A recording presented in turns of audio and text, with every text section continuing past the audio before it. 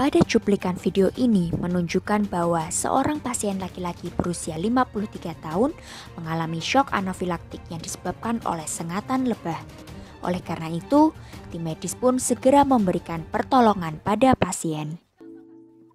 Sebelum membahas terkait tata laksana sinkop dan shock anafilaktik, alangkah baiknya jika kita mengetahui gejala yang biasanya muncul jika pasien mengalami sinkop ataupun shock anafilaktik agar kita bisa memberi penanganan yang tepat. Gejala sinkop. Pasien akan mengalami pusing, keringat dingin, dan juga lemas. Tetapi, tekanan darah pasien tetap normal. Gejala shock anafilaktik. Pasien akan mengalami gatal, susah napas, dan mengalami penurunan tekanan darah dengan sangat cepat. Selain itu, pasien juga akan tampak pucat, timbul edema, dan keringat dingin.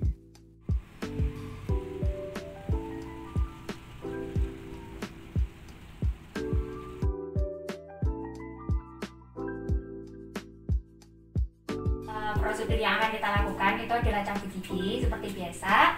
Jadi nanti saya akan sebelumnya memberikan anestesi lokal terlebih dahulu kepada Mbak, seperti bius seperti itu.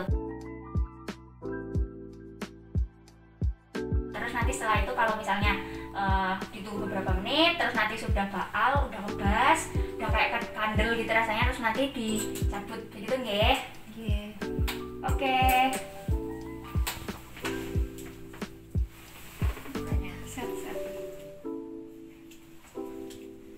Ya Mbak, buka mulutnya.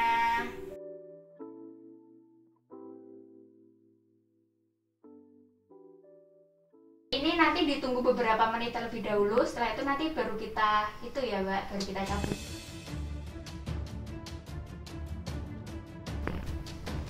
Mbak, kenapa Mbak? Mbak. Prosedur tata laksana sinkop. Pertama, hentikan semua tindakan yang sedang dilakukan kepada pasien. Kedua, posisikan pasien dalam posisi Trendelenburg di mana kaki lebih tinggi 45 derajat. Posisi ini harus segera diaplikasikan pada pasien sesegera mungkin di bawah 3 menit pasca sinkop. Ketiga, bebaskan jalan nafas pasien dengan manuver head tilt dan chin lift.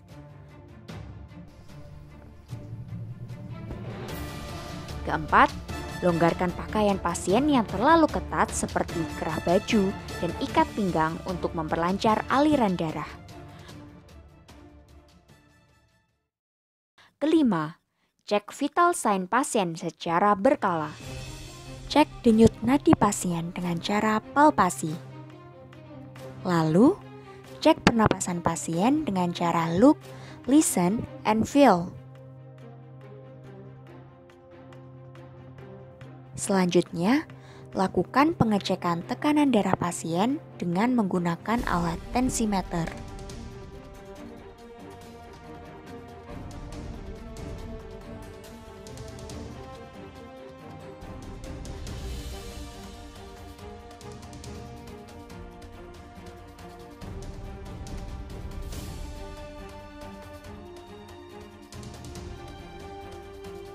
Keenam, pasien dapat diberikan oksigen murni dengan kecepatan aliran 6 hingga 8 liter per menit.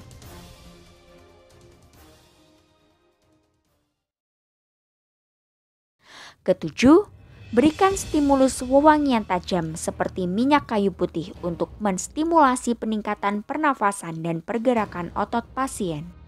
Jika tidak ada perbaikan dalam waktu 15 hingga 20 menit, maka lakukan prosedur basic life support dan evaluasi kembali penyebab sinkop. Pasien dapat diberikan minuman yang mengandung gula seperti teh hangat manis yang berfungsi untuk meningkatkan kadar gula dalam tubuh pasien. Kesembilan, apabila pasien sudah sadarkan diri, sebaiknya tetap dilakukan penundaan pada seluruh tindakan gigi. Jadi mungkin dikontrol dulu buat sekitar 2 hingga 3 hari lagi, nanti Mbak datang ke sini lagi gitu ya. Oke, terima kasih Mbak.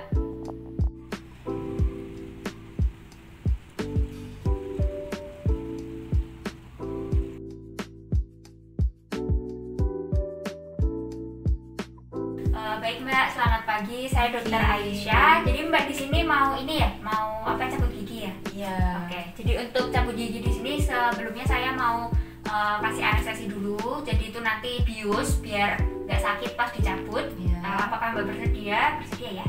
Nggak apa-apa Oke. kalau buat nggak sakit. Iya, nggak sakit kok Mbak. Cuman sebentar aja. Ya. Itu ya. Oke, permisi ya Mbak. Dibuka dulu mulutnya.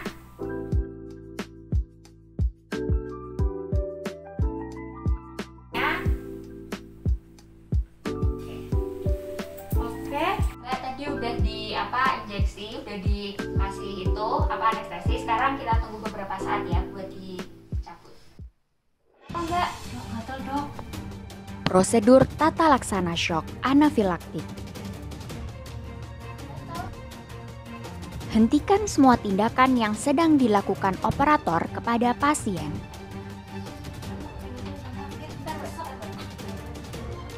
Segera panggil bantuan dari IGD.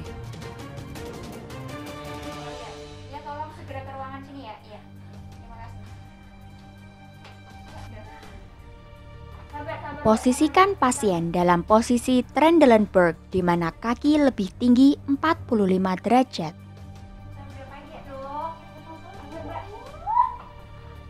Ini Mbak saya cek nadinya dulu ya Mbak ya. Cek vital sign pasien.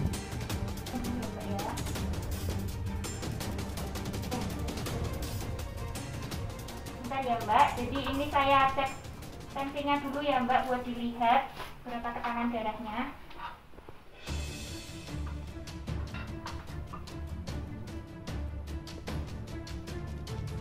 Bentar Mbak.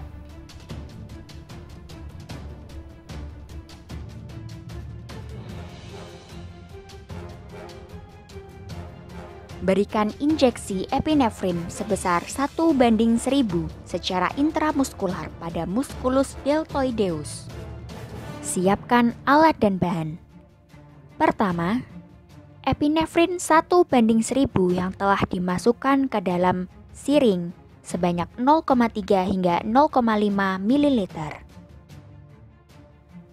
Kedua, kapas alkohol steril atau alkohol swab yang digunakan untuk mengasepsis area injeksi. Ketiga, dada ayam sebagai simulasi dari musculus deltoideus.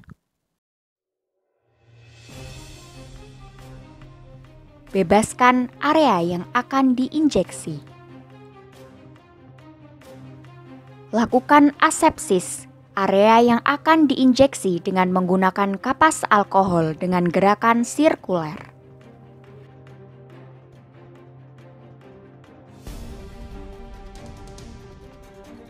Dengan ibu jari dan telunjuk, regangkan kulit dengan menggunakan teknik Z. Injeksikan obat dengan bevel menghadap ke atas dengan sudut 90 derajat dan jarum diinsersikan sampai 2/3 panjang jarum.